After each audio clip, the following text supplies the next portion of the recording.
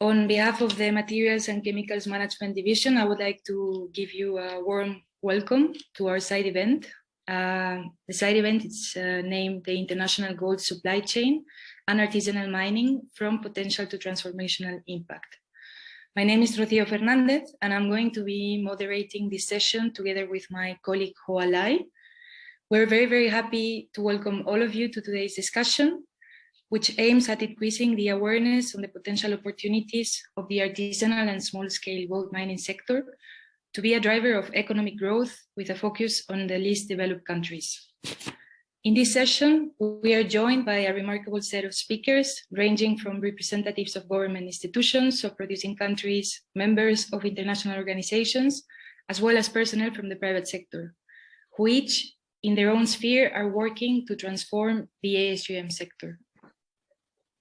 Before we start, I would like to point out two items related to the housekeeping. The first one is that this event, as you can see, is being recorded and will be shared afterwards with all the participants. And the second item is that I would like to point out to all of you that after the different presentations, we will have a short panel discussions with our speakers. So we highly encourage all of you to drop your questions in the Q&A chat box that you should have at the bottom of your screen. And so to start, let me handle the floor over to Hoa to situate us with a general overview on the ASGM sector. Thank you. Thank you, Rocio. Before inviting our guests to present, let's see how much we all know about gold. You should be able to see 3 questions on the screen now from the polls, and you can answer them anonymously. Question number 1. More than 3,000 tons of gold is mined each year. Globally, what is the estimated total quantity of gold ever extracted?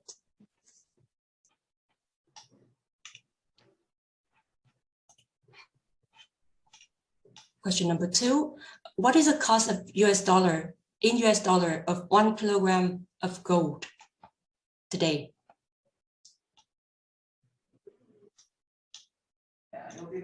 Question number 3, because of intermediaries in the supply chain, ASG miners in least developing countries receive only a fraction of the international gold price. What is the percentage that they receive?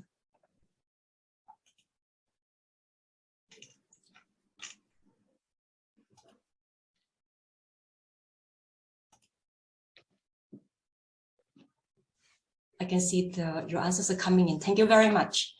The correct answer for question 1 is 187,000 tons. And question number 2, 1 kilogram of gold costs $57,000 US today.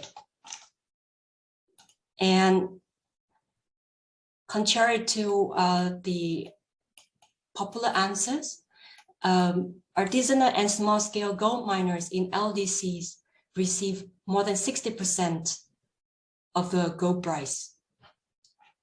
As you can see, gold has been around in our life and our human civilization for a very long time, and is still a very high-value commodity.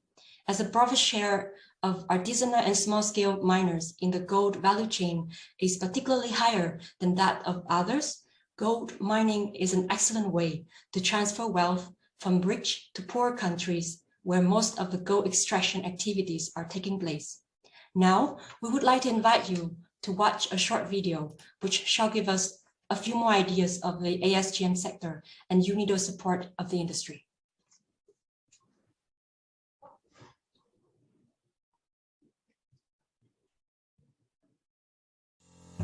Gold is one of the most highly desired and useful metals on Earth. It has a vital role in nearly every corner of our lives. Gold rarely comes out of the ground, ready for market. The extraction of gold is capital and labor intensive. 20% of the world's gold comes from the artisanal and small-scale gold mining, or ASGM. It traditionally uses mercury as the cheapest and easiest way to separate the gold from other heavy minerals. This ancient technique is critically toxic. The sector is responsible for nearly 40% of global mercury emissions alone. Practiced in over 80 countries, ASGM employs 15 million miners. It has significant impacts on rural household livelihoods of more than 100 million people. It helps diversify and strengthen the local secondary economy beyond the mine. Within the framework of the Minamata Convention and UNIDO's Mercury program, more than 20 member states, with technical support of UNIDO, have started the formalization of the ASGM sector. Cleaner, more efficient, and mercury-free technologies are being implemented to protect public health and the environment. ASGM miners are receiving training to qualify for gold certification and increase their gold recovery and gold prices. With enhanced knowledge, they can better leverage access to responsible gold markets and gain more benefits from the gold supply chain. In addition to Gold 9 on industry, innovation, and infrastructure, our activities also support other sustainable development goals. Together with our partners, we are reducing and eliminating mercury emissions to protect future generations and the environment. However, COVID-19 lockdowns and informal actors with vested interests are challenging our efforts to transfer ASGM into a stable livelihood. Coupled with too few incentives, as well as limited control and monitoring, illegal mining and trade, and hazardous labor are likely to continue and even expand. Can we support the transition of ASGM sector as a grassroots economy into a formal and responsible one? Can ASGM become a dignified livelihood as it can be for millions of men and women in rural areas of the least developing countries? We hope that the questions from the video stay with you throughout the event, as we will try to find the answers in our discussion. Now, I would like to give the floor over to Jerome Stocky, who will give us an overview of the ASGM sector. Jerome is Chief of the Materials and Chemicals Management Division within UNIDO's Department of Environment. He is responsible for a portfolio of projects ranging from hazardous chemical reduction and elimination in large-scale industries to responsible materials extraction in artisanal mines. Prior to joining UNIDO, he worked in the private sector, providing technical services to industries dealing with environmental legacies and issues. Over to you, Jerome. Thank you, Hoa. And from my side too, good morning and good afternoon to all of you. It's really a pleasure to have now a few moments with you to present the general background information on the artisanal and small-scale gold mining sector. We've just seen in the video, in a nutshell, all the potential and some challenges, as well as some open questions that will guide us today.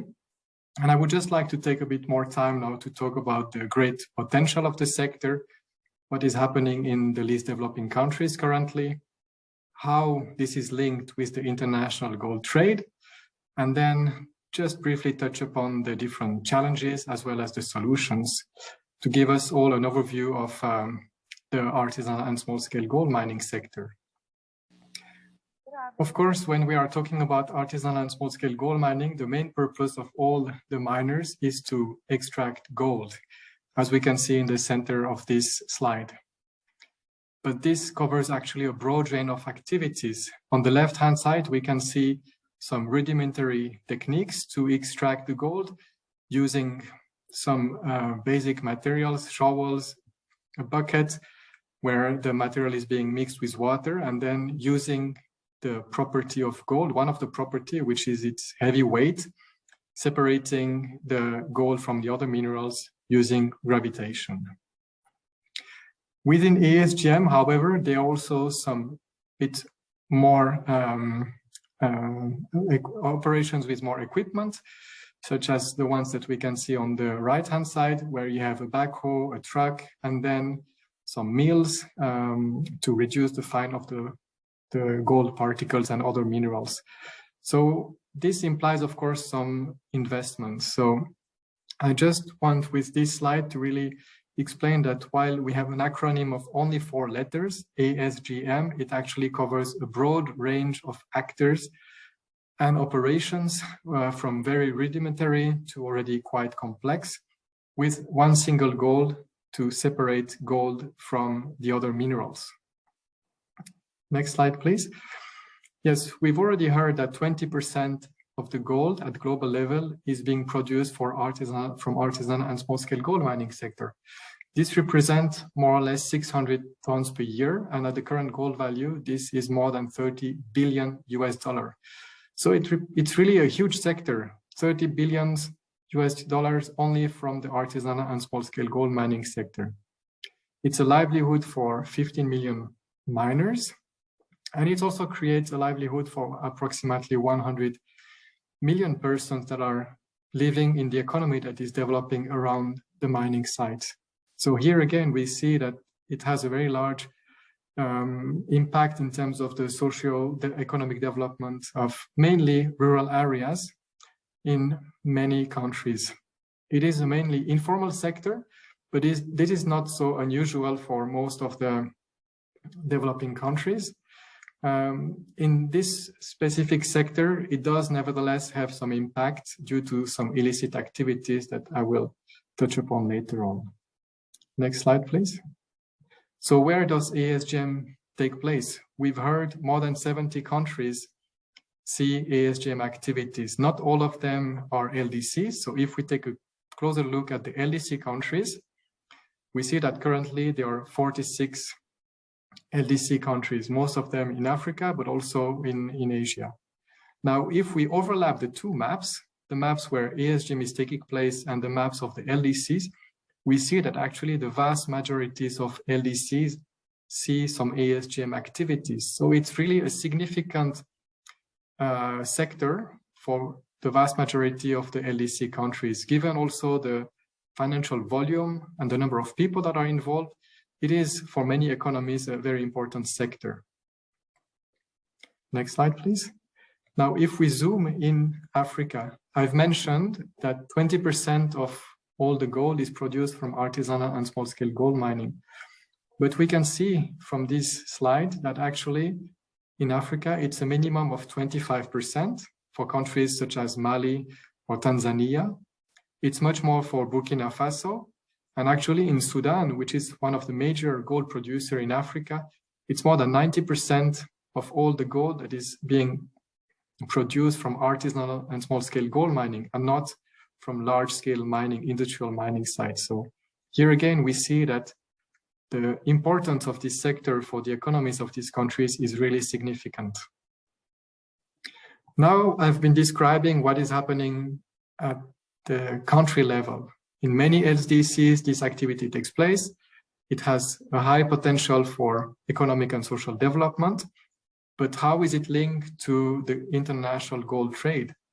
Well, actually, while the gold is being extracted in the LDCs, it's being processed also, that is separating the gold from the other minerals. It's typically being sold close to the mining site, and then it's being aggregated, traded. Next slide, please. And after the trading, at some point, it's being exported to being refined. And what the refinery is doing is clearly to increase the quality of the purity, of the gold. After the refining, it will go to the end customer. On this slide, we see jewelry, which is an important end customers, but there are also banks that are storing the gold in their reserves, and also the electronic sector. No, previous slide, please. I just would like to spend a bit more time here on this supply chain and actually on the role of the refiners. Because at the international level, the legislation that is existing to actually monitor and certify what is happening with the gold trade is focusing its efforts at the refining level. It is to the refiners that the refiners have actually the responsibility to ensure that the gold that they are refining is produced sustainably, responsibly mainly, which is why there is it's so important to tackle the challenges on the ground and to make sure that the gold that is being extracted in the LDCs is meeting international requirements to make sure that there is no gold that is violating the worst form of child labor, for example, that is reaching the international markets. Now, I've been mentioning what is happening at country level. I've mentioned what is happening along the supply chain. And of course, we see that there is a great potential, but there are also some challenges. Challenges of environmental nature, such as deforestation, challenges related to health, mainly due to the wide use of mercury that is used to separate the gold particles from the other minerals. And this is due to some specific properties of both gold and mercury that tend to form a strong bond together. And they generate what we call an amalgam. So this amalgam of gold and mercury is easy to separate from the other minerals. And once you have only this amalgam of gold and mercury, you can burn the mercury, as we've seen in the video, and then there is only the gold remaining. The problem in this process is that the mercury is vaporized. So the people that are doing this are exposed to mercury vapor, their families, their surroundings also. And once the mercury deposits later on, it will affect the environment, the soil around, and also the water bodies, where it can enter the food chain and cause dramatic problems. There are also some social issues related to child labor or forced labor, and some government issues related, for example, to corruption or money laundering and illicit financing of illicit actors. So we've seen great potential. We've seen the importance of the supply chain and the emphasis on the previous slide, please, the importance of the refiners. We've seen that there are challenges, but there are also solutions. And that's what we will be discussing today, is talking about these solutions to actually transform the sector and really so that it can really reach its potential. Next slide, please. One of the solutions that UNIDO is working on is typically a combination of these three approaches that are described here. We are supporting government to work on their policies and regulatory framework, the objective being to formalize the miners. We also take an economic approach because it's a livelihood for miners who have limited alternative ways of earning their life. So our approach is always to help them extract more gold with technologies that are mercury free, but it's a financial or economic incentive for them. And finally, the third pillar of our approaches is to work on the supply chain to have direct, more transparent and traceable supply chains. And here also there is a benefit for the miners because with a more direct supply chain, they get access to an increased percentage of the international gold price. We will, of course, hear more about the different solutions and work that is being done in the LDCs and along the supply chain later today. With the next and final slide, I would just like to also highlight really the important development potential of the sector, because artisanal and small-scale gold mining is directly contributing positively to 5 Sustainable Development Goals, but it's actually linked and impacting positively or negatively all the Sustainable Development Goals. So by transforming this sector, supporting its formalization, we really can together have a positive impact on sustainable development of the LDCs, whether from an environmental, economic, or social perspective. And with this, I thank you for your attention. Thank you so much, Jerome, for sharing these insights and general perspectives of the ASGM sector that has helped us to set the tone for the different interventions that we will have in our event today. I would like now to introduce the section in which the different speakers will be presenting their perspectives and the work that's being done by their organizations to improve the working and living conditions of the miners and protect the environment while generating employment opportunities. Again, I would like to remind the audience to please drop their questions in the Q&A section and remind our speakers as well that they are also welcome to ask questions to each other during the panel. I would like to start with Mr. Roger Barraud. He's the Director of Pollution Prevention and Environmental Risks and the Minamata focal point of the Ministry of Environment, Green Economy and Climate Change of Burkina Faso.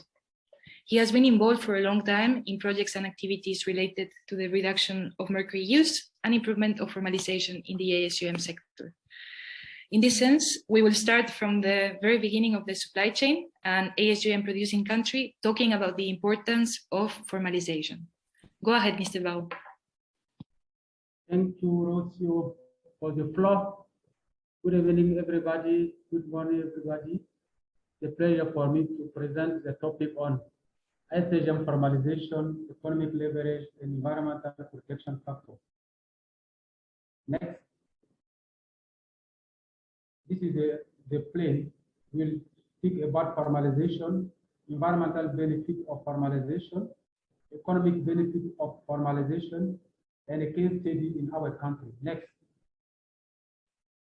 For the introduction, after Mr. Jerome, I can say that due to the rapid increase in the price of gold, which quadrupled between 2022 and 2021, ASGM sector in the world provides direct employment to more than 60 million people with an annual production between 30, 80, and 15 tons. With price informal ASGM contribute to negative economic and environmental consequences. This is for this reason we prepare this communication as a final United Nations conference and LDC on the topic ASGM formalization, economic leverage, environmental protection. Next. Formalization. What is formalization? It is a process that ensures that gold stakeholders are authorized and organized into representative entities that meet the needs. For this, formalization has several dimensions. The first is the legal dimension. This includes the legislation, policies, and regulations that govern the sector. It's very important. We need to have a legal dimension. And second, the institutional dimension. This institutional dimension is important to encompass government and private agencies on their respective coordination capacity and responsibility. The institutional dimension we have Ministry of Environment, Ministry of Mines, Ministry of Finance, for example. And the financial dimension includes aspects such as taxation system, because it's very important.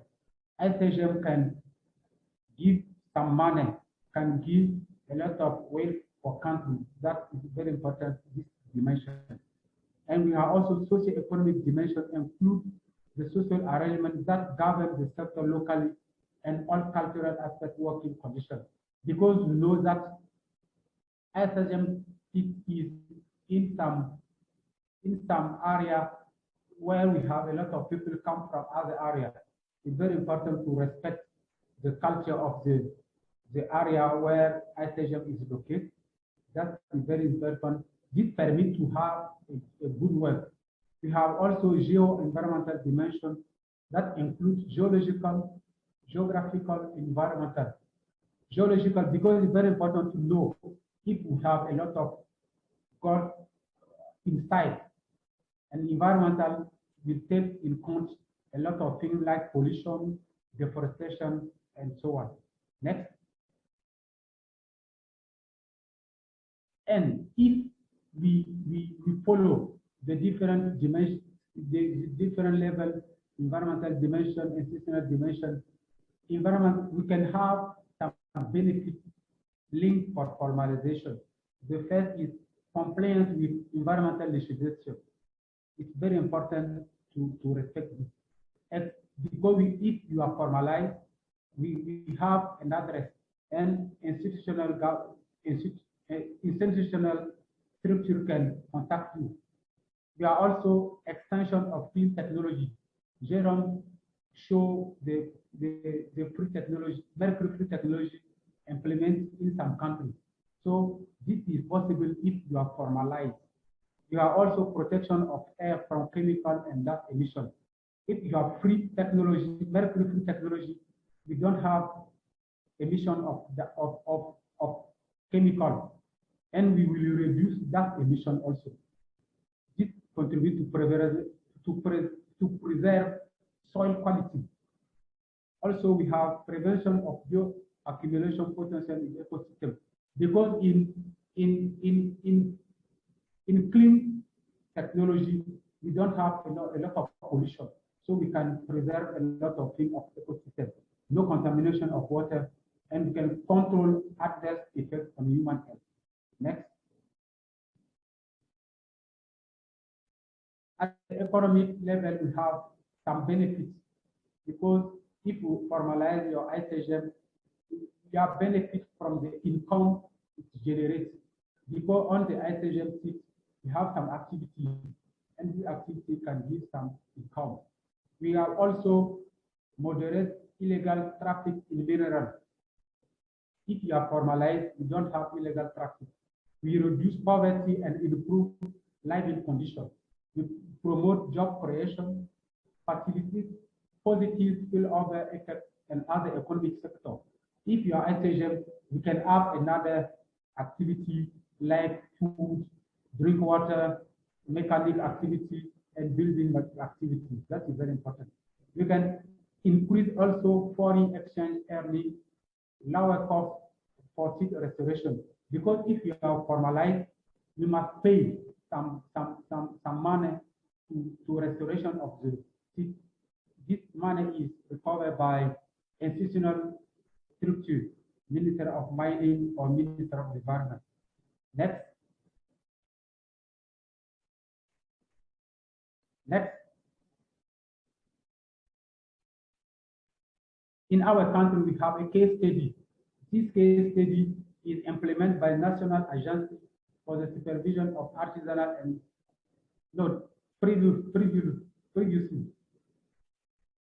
previously slide. Yes. National Agency for the Supervision of Artisanal and Semi-Mechanical Mining. This is one of our institutional structures. We implement ASGM formalization in our country. Next. With this organization, ANIMAS, we have site organization to protect environment. Some activity of the site must be separate to avoid any exposure to the risk of pollution, emissions, and emission rules. That each ASGM site is structured into at least one extraction area, an area for processing and selling gold and other precious substances, housing, and various activities. Because this is the site we are organized by ANIMAS. It is formalized site. If you go and the site we are not formalized, it's not the same thing. Everything is on the same street. It's not interesting. There are a lot of confusion. So if you formalize, in our case, we can organize the street and we have 3 areas of work. Next. Next. And also, this organization can be a way to control gold trade, because there are 4 types of cards, because the artisanal miners are organized. We have cards for operator, card for local buyer, card for intermediary, card for service provider. So it's very organized. And on the formalized site, the animals will carry out gold buying operation with local gold buyer, intermediate, cooperative of artisan miner, holder of artisanal gold mining permit. In addition, animals will handle the formality for exporting gold to approved counter, holder, and semi-mechanical mining permit. Because before this organization, the ASGM gold is traded illegally. With this organization, we can control gold trade, and this is very important to increase development on ASGM area and in all the country. Next. Next. To conclude, we can say that making the most of this development opportunity while managing the social and environmental consequences is entirely possible through formalization of ASGM sector. So if you want to best organize ASGM production, The main way is the formalization of the sector, because formalization is an opportunity to protect the environment and to create wealth.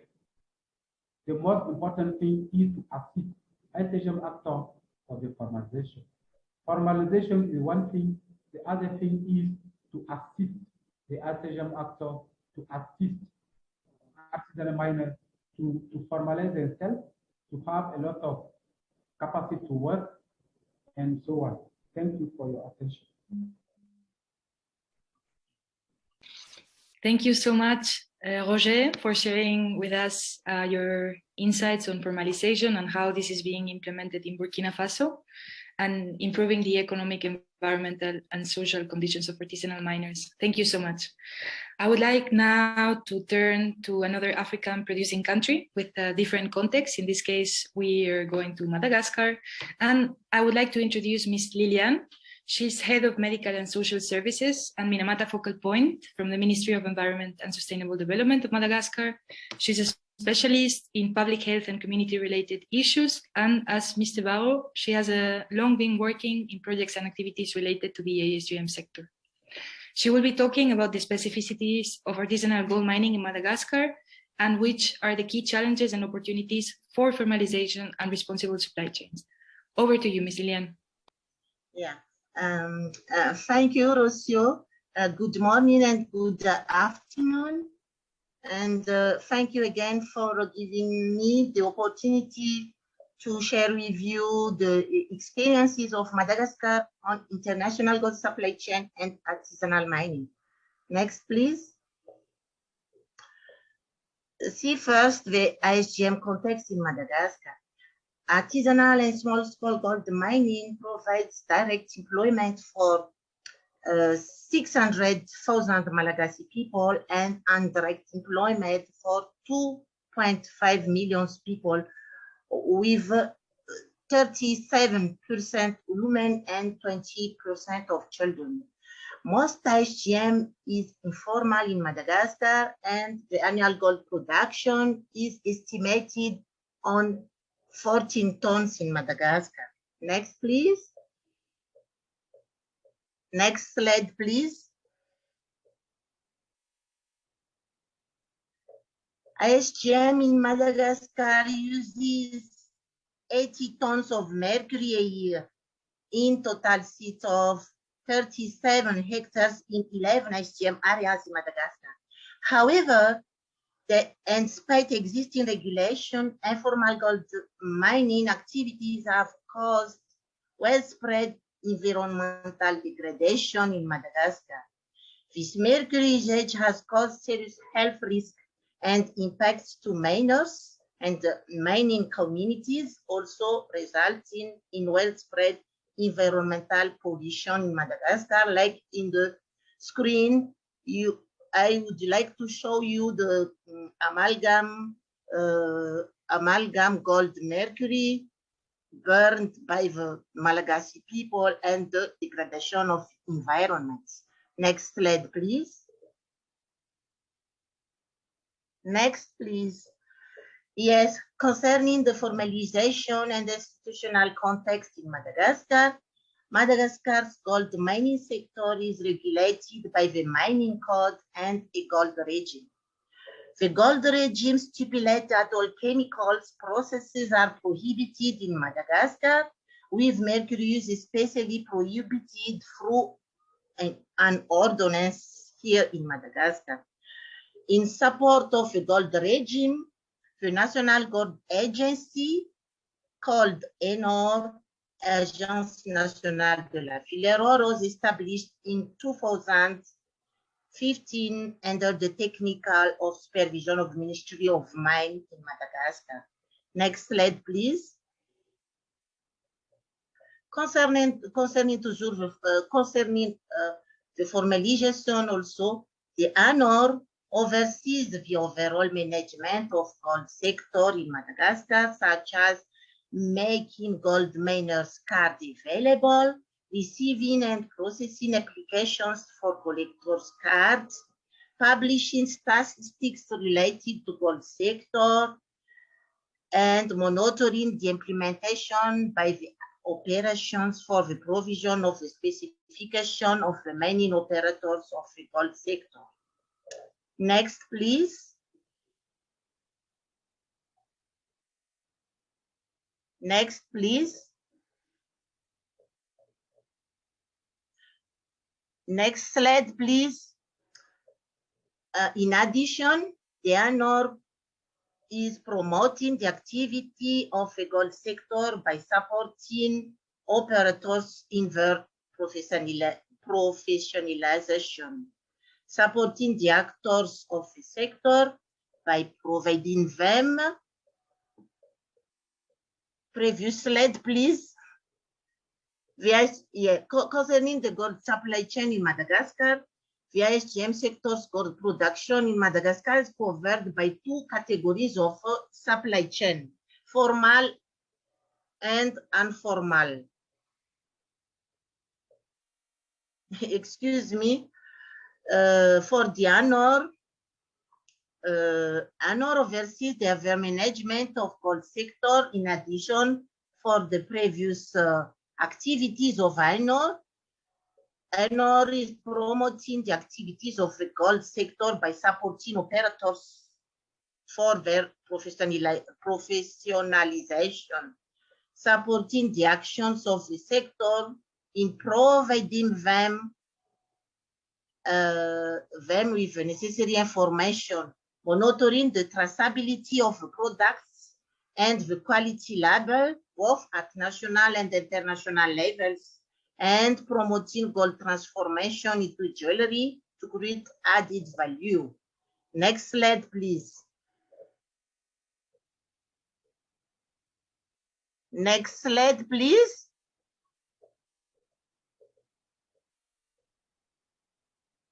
Concerning the gold supply chain in Madagascar, there is two forms, formal and informal one. And large-scale gold mining means are not existed in Madagascar. It doesn't exist in Madagascar.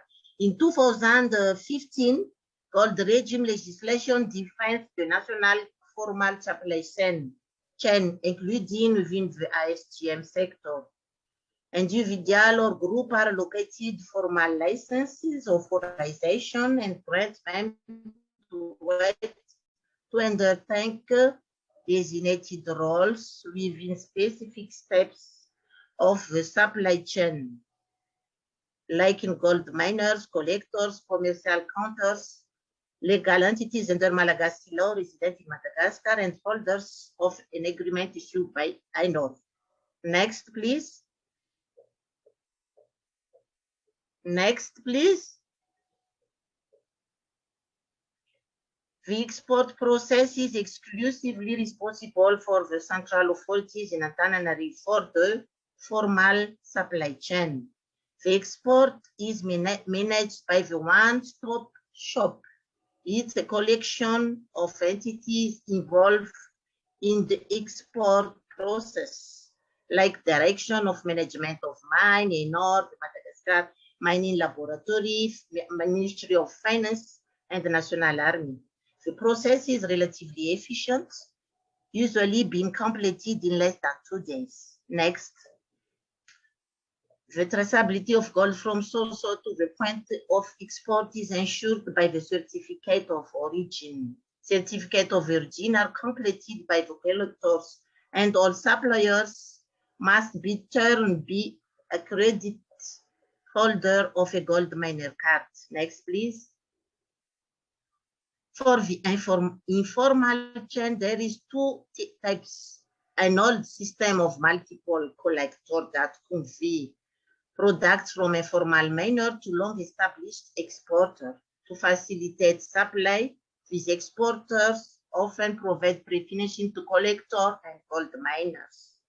And then the players that dominate this informal supply chain are powerful entrepreneurs, and the trade in gold is likely in other economy activities, including the expatriation in income or the acquisition of foreign currency or property abroad. Next.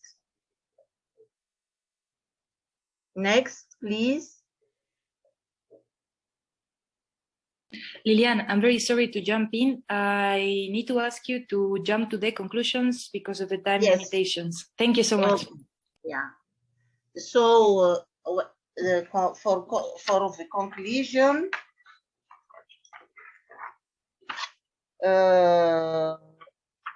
the international gold supply chain for artisanal mining requires export of gold in good quality within mercury. The access to the international mercury-free gold markets or the international gold supply chains contribute widely to developing countries to transform the bad effect of using mercury in ASGM and the protection of the environment and human health to improve the standard of living of artisanal and small-scale gold miners and improve their economy. So, thank you so much for your attention. Thank you so much, Lilian, for your presentation and for your time. I would like to point out to the audience as well that we will be sharing the presentations as well as the recording after the event. And I would like to take this last point that you were mentioning, how responsible supply chains can contribute to the development of producing countries while improving the environmental protection and having a positive impact for local communities. After having the perspective of two producing countries, I would like now to take a step back and turn to an organization that has been working around building the framework conditions for the private sector to implement responsible and traceable mineral supply chains. We have with us today Mr. Louis Maréchal. He's the sector lead for minerals and extractives of the OECD Center for Responsible Business Conduct. And since 2014, he has been working on projects related to the implementation of the OECD due diligence guidance for responsible supply chains of minerals from conflict-affected and high-risk areas, which will be the main topic of his intervention today. Louis, the floor is yours. Thank you very much, and thank you for having the OECD today. I think you can already jump to the next slide. Basically, the basics of our work is because for a long time it's been established that the extractive sector can be a driver of growth, but it's also widely associated to a number of severe risks like serious human rights impacts, conflict financing, money laundering, terrorist finance, bribery, etc. And that this is truly a global issue that's not just limited to Africa, but also prevalent in Asia, Latin America, and to some extent Europe. An issue that affects all kinds of mineral resources. We're talking about gold today, but through our research at the OECD in a report that we recently published in April, we were able to demonstrate that those risks affect all sorts of mineral supply chains, from tin, tantalum, and tungsten to cobalt, precious stones, mica, coal, of course, oil and gas. And those risks exist, of course, a lot in the artisanal and small-scale mining sector, but as well in the large-scale mining sector. Next slide, please. So as a result, in 2010, and in cooperation with the UN and the International Conference on the Great Lakes region, which groups 12 states in Central Africa, a multi-stakeholder process was developed to negotiate an instrument, the so-called OECD due diligence guidance, whose objective is really twofold. The technical objective is really to help companies all around the world to map their supply chain and identify any potential risk that they may be connected with through their purchases of mineral resources, and also ask that they try to mitigate the risk that they have identified to truly become actors of change. And the overall objective of our work and implementation program, which has been running for 8 years now, is truly to promote responsible investment in the mineral sector in producing countries, and more specifically in conflict-affected and high-risk areas, because in those countries, the extractive sector is often the only one that's offers some kind of a perspective for sustainable development, if of course governed adequately. So this is really something that I want to emphasize. This is an instrument in favor of responsible investments in the mineral sector, and that's not an instrument that was developed to boycott any producing country. Next, please. Very quickly trying to explain what the process is about. So we're working, this is a set of recommendations for companies all throughout the supply chain, from the point of extraction to the point of consumption, with specific expectations on companies depending on their position in the supply chain.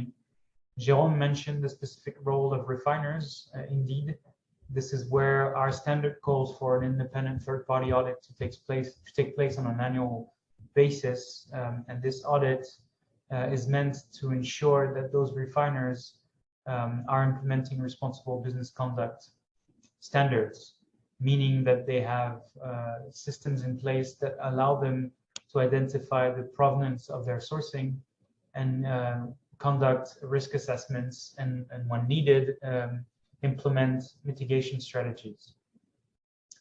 This covers, as I said, large-scale mining operation as well as artisanal and small-scale mining operation, including informal miners. Next, please. Very quickly, initially this standard is a voluntary standard. Countries that adhere to this recommendation only commit to promote it, but over time a number of countries, including the US, the EU, several countries in Central Africa, have decided to turn it into a mandatory regulation. And in many parts of the world, the industry has turned this voluntary standard into mandatory market expectations.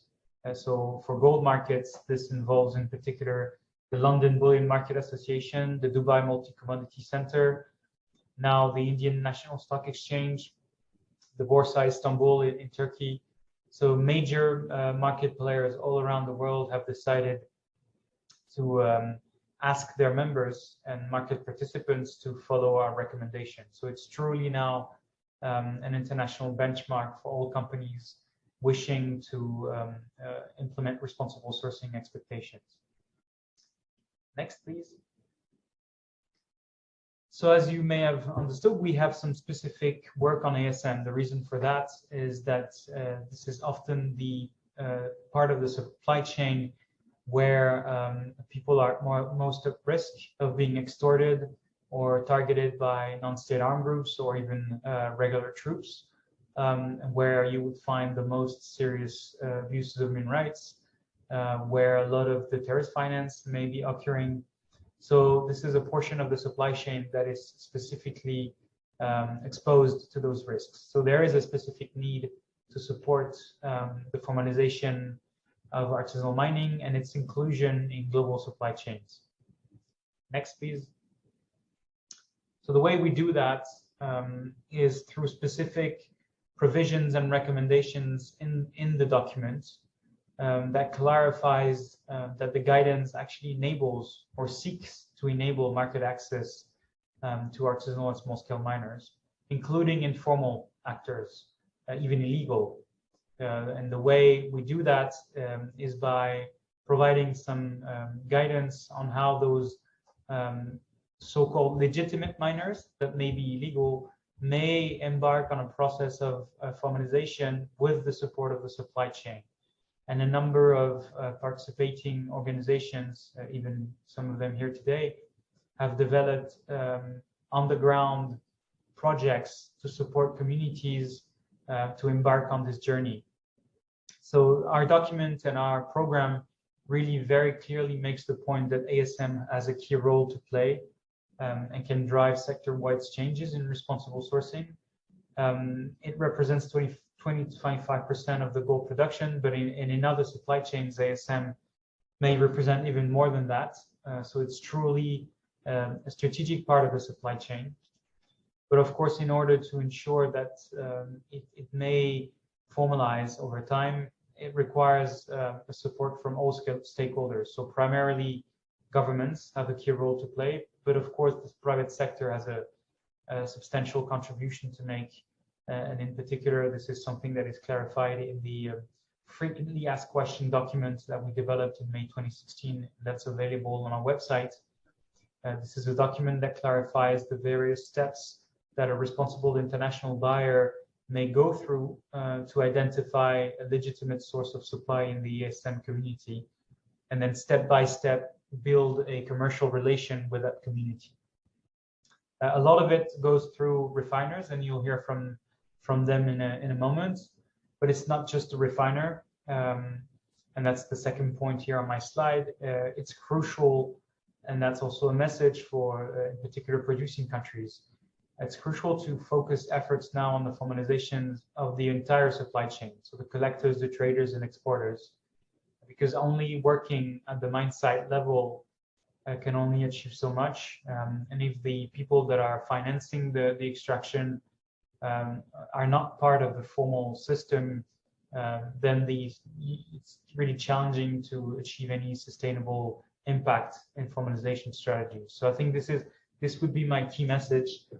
The other one, and it was emphasized by the previous speaker, is that ASGM production in producing countries is to a great extent connected to the lack of financial and banking inclusion, whereby a lot of wholesale traders are looking for gold because they can't access foreign currency, and they don't want to go through the hassle of going to banks to get foreign currency to actually sustain their trading operations. So gold is really connected to another set of issues that has to do with the lack of financial and banking inclusion, which now means that we need to reach out collectively to these part of the supply chain and to these actors to embark them on our journey. So I would say these are my three main messages. Please engage with responsible miners, formalize the entire supply chain, and we should now turn to the financial and banking sector. You'll find more information on the website here, and my email address is there as well. So please feel free to reach out, and thanks again for the invitation. Thank you so much, Louis, and I would like to second as well your key messages. That's a very important point you're making there. We will now pass to a very different stakeholder who is also incredibly relevant when building responsible and traceable supply chains. We're going to talk to a representative of a technology provider, Ms. Pavlina Spasovska. She's a project manager at MineSpider, and she has more than 7 years of management in the mining and metals industry. And her current work focuses around building responsible supply chains and implementing traceable practices using blockchain technology. She's going to be talking about traceability challenges and ways to overcome them. Pavlina, over to you. Thank you very much. Good afternoon, everyone, and it's a pleasure to be a part of this event. I will be speaking on building responsible supply chains, more exactly the ASM traceability challenges and some of the ways to overcome them. Next slide, please. Just to reiterate on some of the mentions, actually the facts about the ASM and ASGM sector overall. So it is of huge importance. It engages around 45 million of people globally, and out of which around 100 million livelihoods are dependent on that sector. When speaking specifically about gold, the ASGM sector provides around 20% of the world gold's population, which is quite a lot in that terms. Next slide, please. So even though being aware of the relevance of the sector, we also need to make sure that we are aware of the challenges. When speaking about traceability and with the increased introduction of new regulation mandating a lot of data and information about the origin of raw materials, there is a lot of demand on providing the right chain of custody data. So this can be a bit difficult to get on the ASGM level, not because there are not systems in place or it is not structured, but mostly because it can be a burden in a financial way for most of the artisanal miners. So what happens is that this creates a state of distrust between the ASM sector and the bigger companies downstream, to a point where they are not willing to buy material or source material from the ASM sector, since they cannot get all this due diligence data or chain of custody. So in a way, the ASM is getting stigmatized and not being able to access legitimate or responsible gold markets, and that indirectly affects the pricing and the margins they are receiving for their products. In addition to that, there is when there is chain of custody data, there is at the upstream level a big tendency for that to be paper-based, which can lead to potential data manipulation or unreliable data along the way as information is being passed from one supply chain point to another.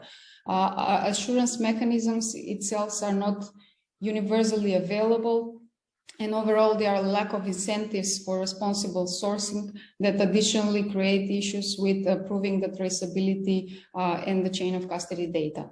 Next slide, please. So during our works with both downstream and upstream companies, the conclusion was always revolving to these challenges that we mentioned on the previous slide, mostly that there is a lack of incentives for the upstream parties, or more specifically the ASGM sector, to provide the chain of custody data, but also it's also very expensive. So what we've done in the past few months, we have developed the chain of custody tool, which is aimed at the ASM to smelter segment. More specifically, what we aim to do is actually have a cost-effective platform that would enable the ASM miners to indicate their chain of custody data and communicate their responsible sourcing efforts. So the current status is that the tool is finalized and it's in a closed beta version. We are aiming to have it piloted early next year with a selected number of participants, with the aim to further refine it and test it, and as well see any applicability with introducing standards within the tool itself, as well as additional ESG metrics that may be relevant from context to context. So it comes with a set of features that is adapted for ASM conditions as well. And as soon as this closed beta version is finalized, we aim to have it for free to the ASM segment. Next slide, please. So how are we actually enabling responsible sourcing and providing this traceability via the tool? So the underlying technology is our blockchain infrastructure, which with the advent of technology has the benefit of providing immutable data and tamper-proof transactions. What this means is that whenever you enter data in the system, if there is any change or adjustment, that will be there will be a time-stamped record indicated that, which means we're eliminating the part with the data manipulation. But in addition to that, also you're having all the information in a digitized way, which is flexible enough to connect the upstream to the downstream. It's also easily accessible for monitoring and auditing purposes, not only for downstream buyers or traders, but also for governmental institutions who want to access the data and see available details on export or pricing, and then figure out their policies going forwards. Next slide, please. So how it's working actually in action, we've pulled out one of our clients and partners, Luna Smelter. It's based in Rwanda, and it's the first RMI certified tin smelter in the region of Africa. What they do is actually they use MineSpider tools for their chain of custody data. So they would do their own due diligence on their mine sites and their suppliers, and that data combined with the chain of custody records is added into the MineSpider tools. What it does afterwards, it creates a QR code and supply chain history tree, which has all the details about the material that they export from the smelter to their clients worldwide. Next slide, please.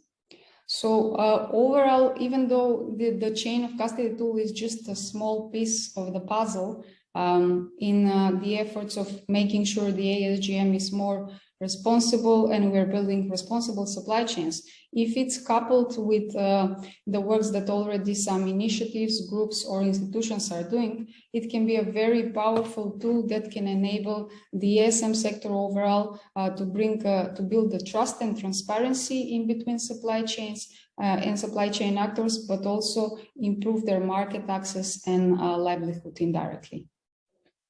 Thank you very much. It was a pleasure, and we're looking for any partners and supporters willing to join us on this journey. So if there are any questions, I would be happy to answer them. Thank you. Pavlina, thank you so much for your presentation, especially for pointing out that even though there are challenges, there are solutions to overcome this. They do exist, solutions. We're reaching the end of the presentations part, and we will now have our last speaker, who represents a key actor in the supply chain, the gold refiners. We have with us Mr. Phaedon Stamatopoulos. He's the Director of Refining and Banking at Argor. His work focuses around the establishment of secure and segregated supply chains between individual sources and the final consumer, with a strong commitment to sourcing responsible artisanal gold and creating secure supply chains. The focus of his presentation is around the value of partnership. Phaedon, please go ahead. Hello, thank you, Rocio. Hello, everyone. Bonjour. And yeah, this is about the value of partnerships. And I try in these 8 minutes really to summarize the why this is something which is worth doing, and also to put a number to it so that we can quantify these efforts. Next, please. The why. Well, you will hear this number again throughout this brief presentation, but there are approximately 6 billion reasons why we should persist with our efforts. Previously, we have seen also from other presentations that for artisanal mining gold, we're actually looking at 20% of the annual world's production, and we can see that it is around maybe 600, indeed 800 tons, the higher estimate, and additionally there are 2,800 tons of gold which is extracted from mines every year. It touches millions and millions of people, again, who directly or indirectly produce livelihood for 100 million people worldwide. So how do we get to this number of 6 billion? So if we look at the next slide,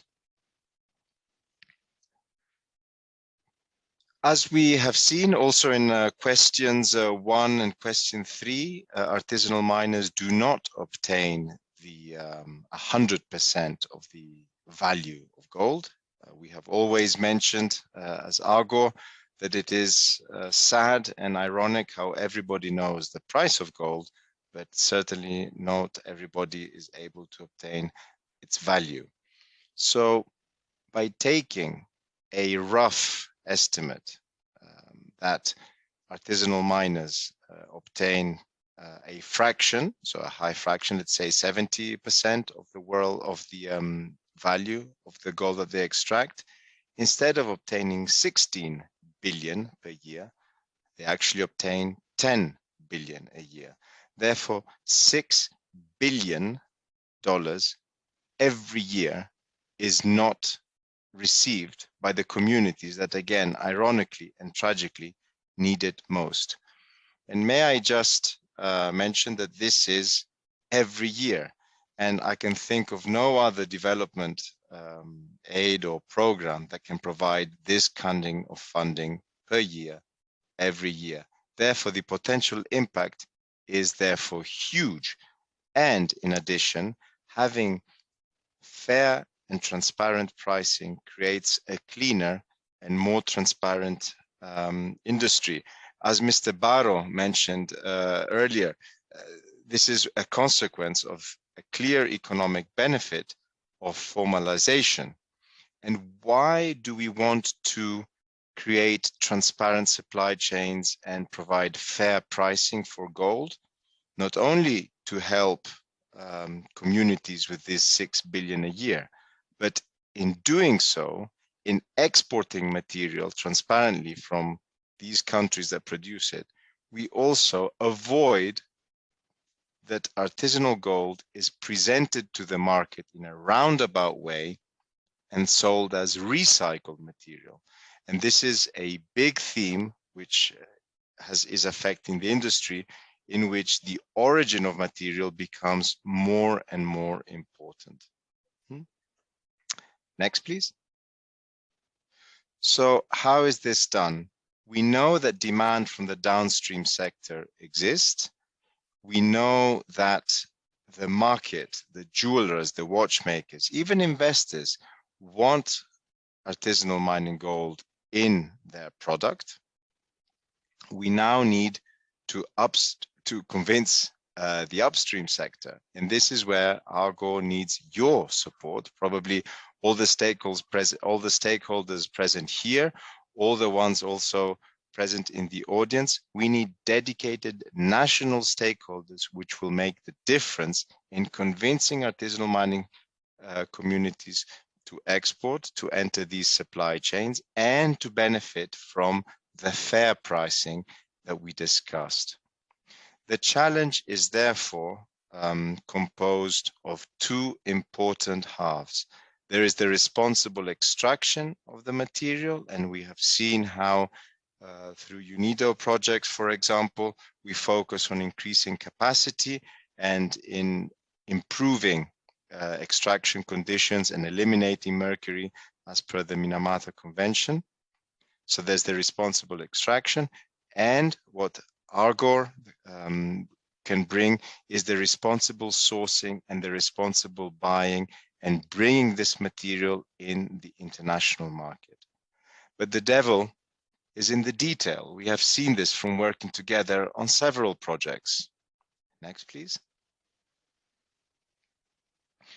All of these topics up here, access to consumption markets, access to international market, formalization, financing, logistics, guaranteeing to buy the production or offtake, responsible extraction, all these need to be done. And all of these activities present various challenges. The ones that have the little Argor logo on top, these are the ones that we as a refiner can provide, but the others also need to be done together, especially with local stakeholders. And then together, as a stakeholder coalition who are equally responsible and equally committed to these type of projects, we encourage ASMs supporting them to address these issues. And again, stakeholders must be identified for every one of these aspects, which can vary from country to country, as for example, in the Planet Gold projects where we have been involved. Again, as we have mentioned, the potential financial benefits are enormous, to the tune of $6 billion a year in countries and at income levels where this money can make an enormous difference to livelihood for these communities. Thank you very much. I hope this was not too much of a rush. I have deliberately chosen a presentation which has been shown before, just because we really believe that the target is big, important, and the potential therefore very much worthwhile. Thank you. Thank you so much, Fayon, and I think it's a beautiful message to finish our round of presentations. And yeah, partnerships are definitely a key aspect if we want to achieve a transformational change in the ASGM sector. Thank you so much to all of you for sharing your thoughts and perspectives. I will now give the floor back to Hoa, who will be moderating the panel discussion. Thanks. Thank you, Rocio. And big applause to our panelists for sharing their knowledge and hands-on experience in this topic. I find all of your presentations very informative, very interesting. I hope that the audience also shares my thought. Dear the audience, if you have any question, please don't hesitate and drop your question in our chat box. Dear panelists, If you have any questions to each other, please raise your hand and unmute yourself.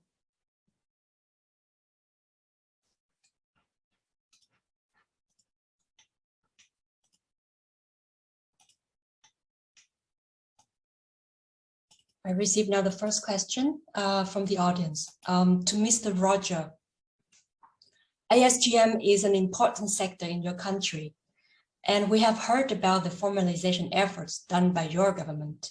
Do you think that it is possible to transform ASGM from an informal sector into a formal one?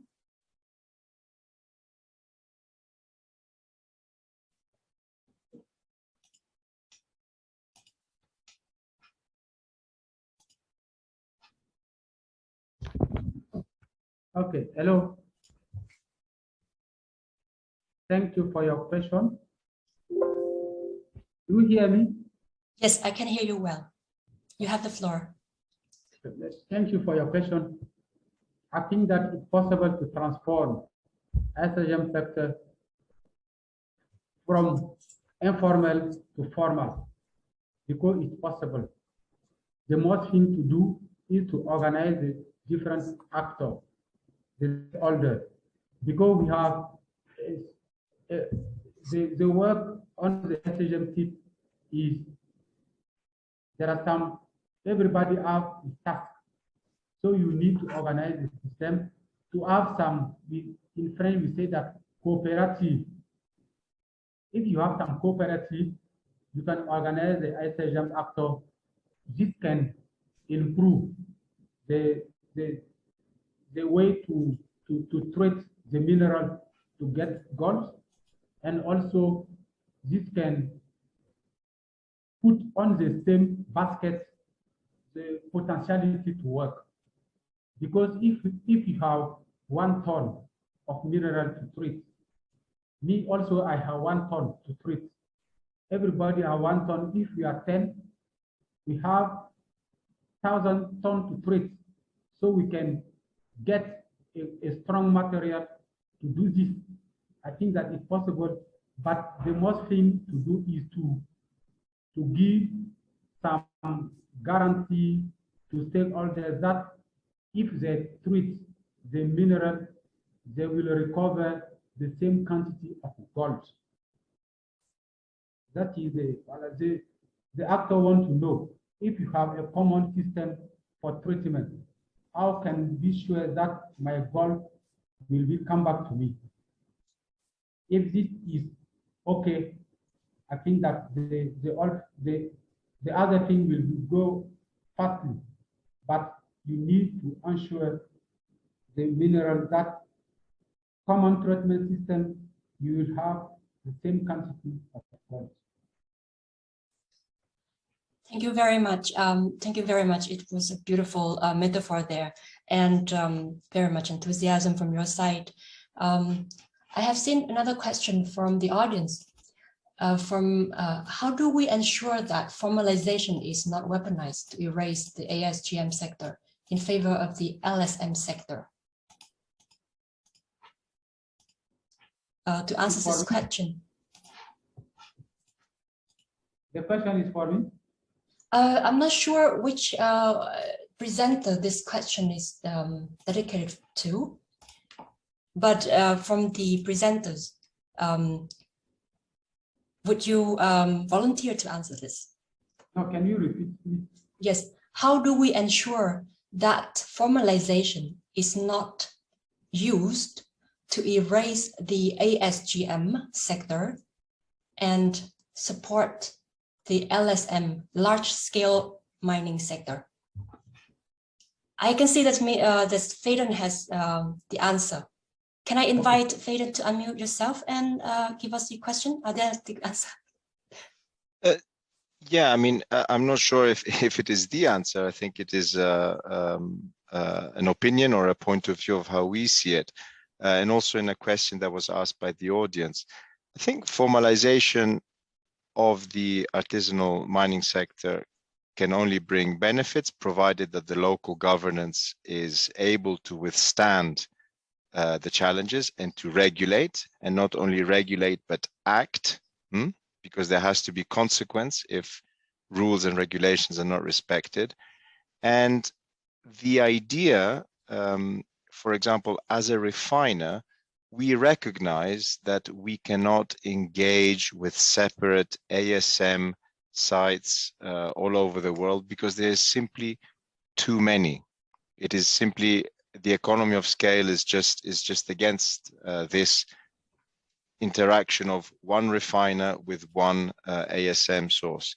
Instead, through the first step of formalization and then a second step of national aggregation, so the collection of ASM gold, which is extracted responsibly, collected again by a national operator in a responsible fashion, and then an aggregated export to a refiner, this is a model which can coexist with large-scale mining and also address the problem of having individual ASM sites exporting.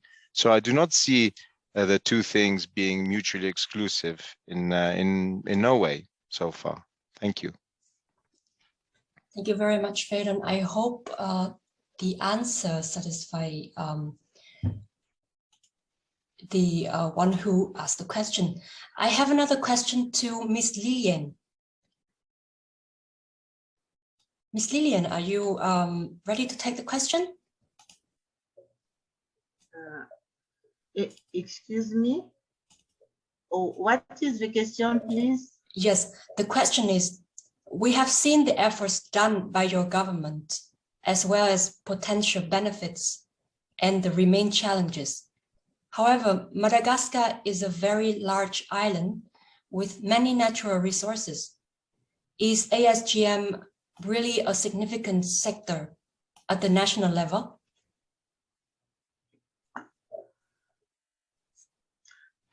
Yes, ASGM is a significant sector at the national level.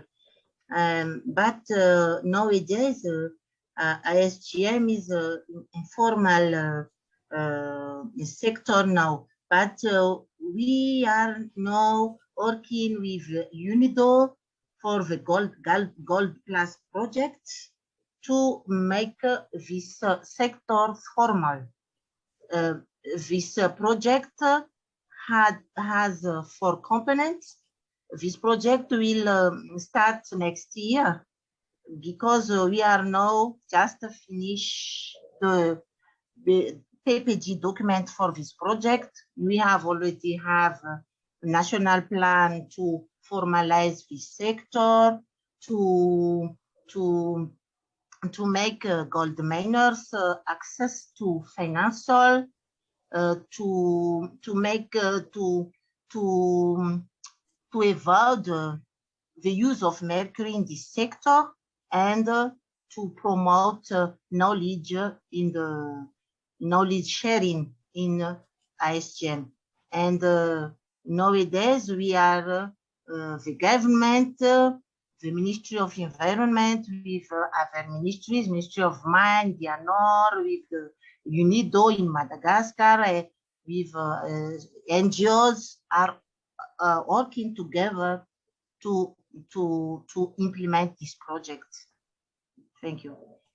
Thank you very much. And I do look forward seeing the results of the commencement and the results of this project. Yes. I have a question to Mr. Lewis, please. Yes. You mentioned in the importance of to formalize all actors of the supply chain, since formalization is a continuous process. For countries with limited resources, where should the formalization efforts focus on initially?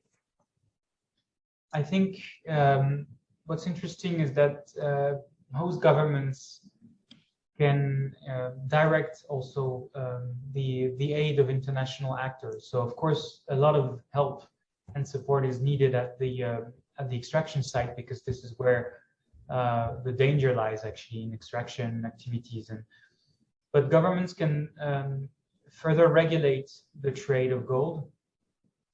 They can probably also instruct their law enforcement agencies to devote more efforts to the issue of smuggling, and I know there's a lot of efforts in several countries, in particular in Madagascar, and for instance in Burkina Faso, that I know a bit more. And more importantly, in a number of countries now, you see the development of local refining capacities, which is a very interesting development, but it comes with a risk of adding further opacity in the supply chain. So for instance, whenever a local refiner is developing a facility in a producing country, it should come with a lot of requirements in terms of transparency and accountability, not only just to the government, but also to the public opinion. So in our views, for instance, those kinds of actors should be required to disclose a lot of information on their supply chains, their sources of supply, the risk assessments they've carried out. And so far, we don't see a lot of that. We see a multiplication of layers of intermediaries, some of them being legal, some others less. So that's where I would recommend governments focus their efforts on. They should really clarify how the local supply chain operates, who are the intermediaries, and really hold them accountable. So going after them every year to ask information, check that information. In many countries, those intermediaries are registered as traders, but they never report any sort of trading operation, which is suspicious. And in that case, enforcement should take place probably. Thank you very much for the very detailed answer. I have one last question to Ms. Pavlina. Thank you for presenting the example of Luna Smelter. You also indicated that the tool has features for artisanal miners. Do you also have a concrete example where material from mining site is traced thanks to your tool? So yes, thank you for your question first. So yeah, Luna Smelter was one example. They are also vertically integrated companies, so they have mine sites as well where they use the tool. But in the moment, as I said, the tool is in a closed beta version and about to be piloted with selected participants. We do have a few companies engaged. It's mostly on not for gold, but for tantalum and tin. So we are still finalizing the closed beta, and we're welcoming any interesting parties to contact us so we can discuss and finalize this stage. After the closed beta is done, probably in 6 months, then we expect to have the tool fully functioning, tested, and released to the ASM sector as well, free to use. Thank you. Thank you very much, Pavlina. I think this is that was a question for our Q&A panel discussion. As we start our journey today with the presentation from Mr. Roger from Burkina Faso, let us end it with another expert from the country.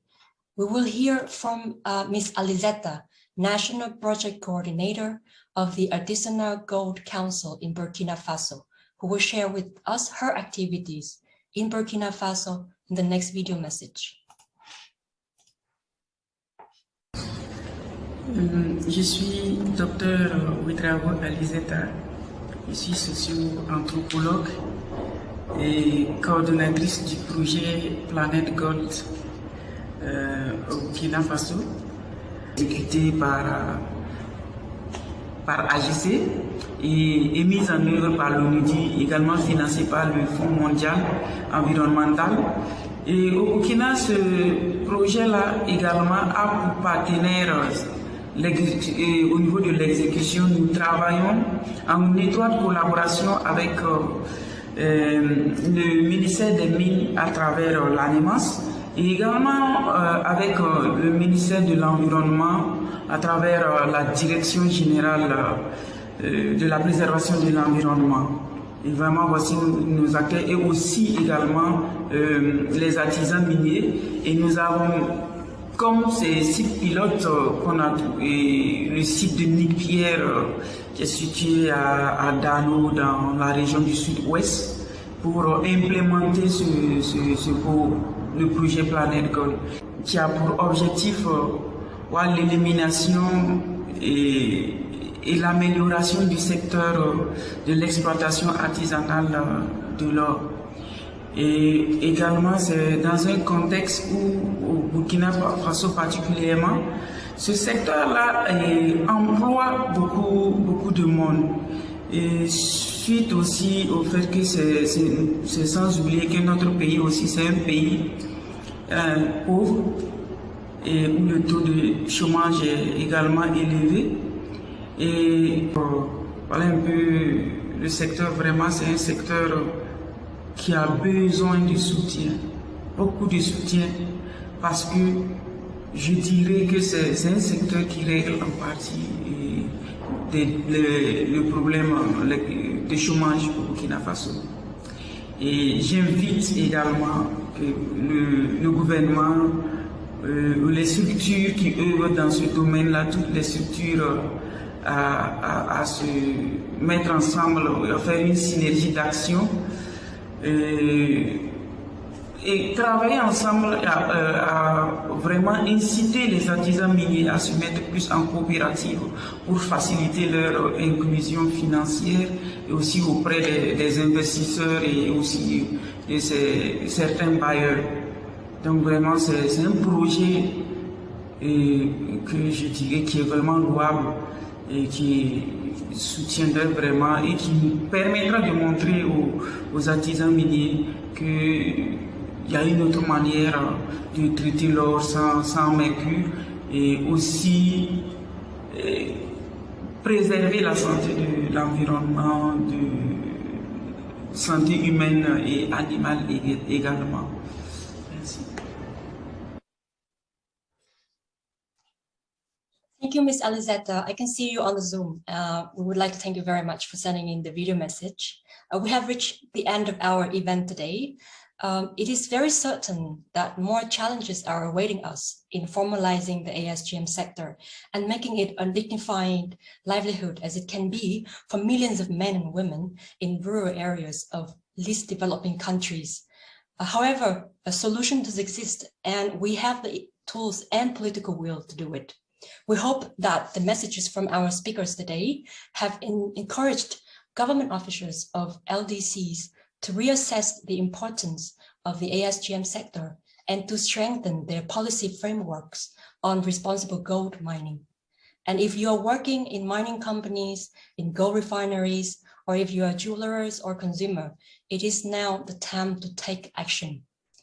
We can make the change by being part of the fair and responsible gold supply chain. Thank you for your time and attention. We wish to see you again in the next event of the Mercury Program and the Materials and Chemical Management Division of UNIDO. Stay safe out there, take care and goodbye. Thank you very much, all the panelists for joining us, and thank you. Bye-bye. See you. Thank you very much. Thank you very much. Bye-bye. Thank you. Very much. Merci Stay beaucoup. safe, everyone. Merci. Au revoir.